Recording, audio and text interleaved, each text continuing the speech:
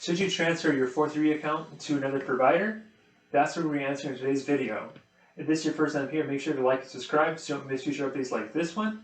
Also, check out Scenic Financial Confidence in the description below, our new service that gives you professional, ongoing advice on your Plan 3, DCP, and 403B accounts. So should you go ahead and transfer your 403B account to somewhere else? Well, it's a real personal decision, but it usually comes down to 3 reasons why you may want to consider making this change. The first one is fees.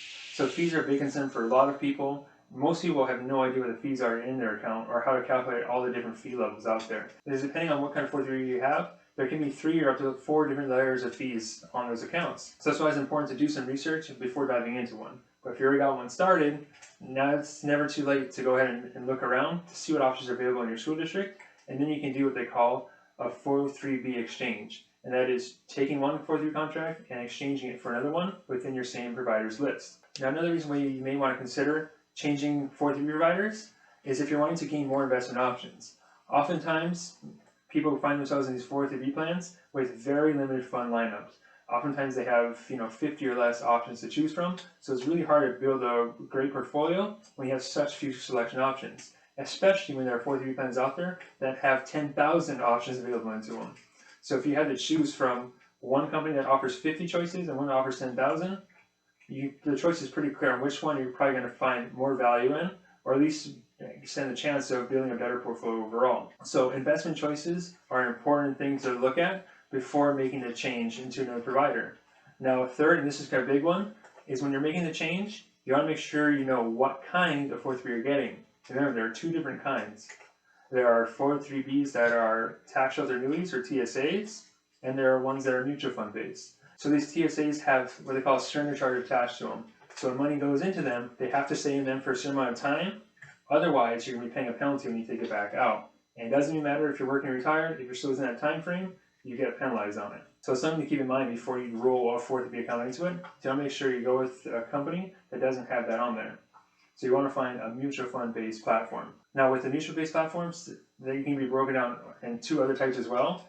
They have ones that have load-based funds, or in other words, they charge an upfront fee or commission on them. And they have no load mutual funds, so you can put your money into them and you won't have any fee come off the top of it. So another thing you want to consider before you roll a 403 account into it, you'd hate to put money into an account and then get slapped with a 5% fee up front. So with all that being said, should you go ahead and move your 403 plan to somewhere else? Well, if you're able to find one that potentially has less fees in it, more investment options, and doesn't have a surrender charge associated with it, it could potentially be a better move for you.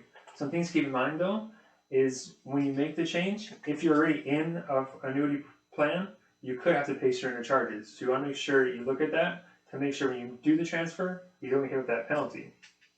And if you do find yourself in that situation, one thing you could do is go to payroll and just say, I'm going to stop putting money into this 403 plan, and then instead I'm going to open a new account with a different provider, and I'll start funding that one. So you're shutting off contributions to one, starting with another one, and you keep doing that until the surrender charge expires on this, and then it's free and clear to move, and you can transfer it into one. Another thing to know about this is when you exchange from one 403 to the other, it is not a taxable event, so you don't have to worry about getting kind of tax bill, because you're not taking the money off the plan, you're just changing providers within your employer's list. So don't worry about getting any kind of tax bill for that. So now what happens if the new 403B account that you open in your school district is a Roth 403B, but your old one is a pre-tax 403B? Can you still combine the contracts? In most cases, yes. So you can combine the accounts together. And when you get your account statement, you'll see I'll have X amount in pre-tax and X amount in Roth.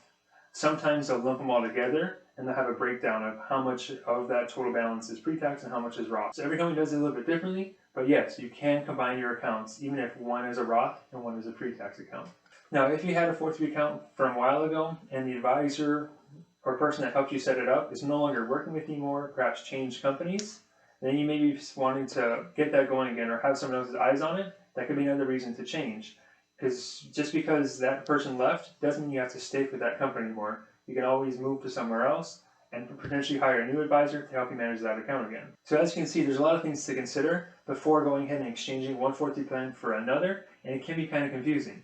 So if you guys want some help with that whole process, it's best to consult an advisor. And if you want my help with it, my link's in the description below, so you can book in a call with me and I'm happy to help you with that. Hope this video helped you guys out. I'll see you guys next week. Remember that your future depends on what you do today.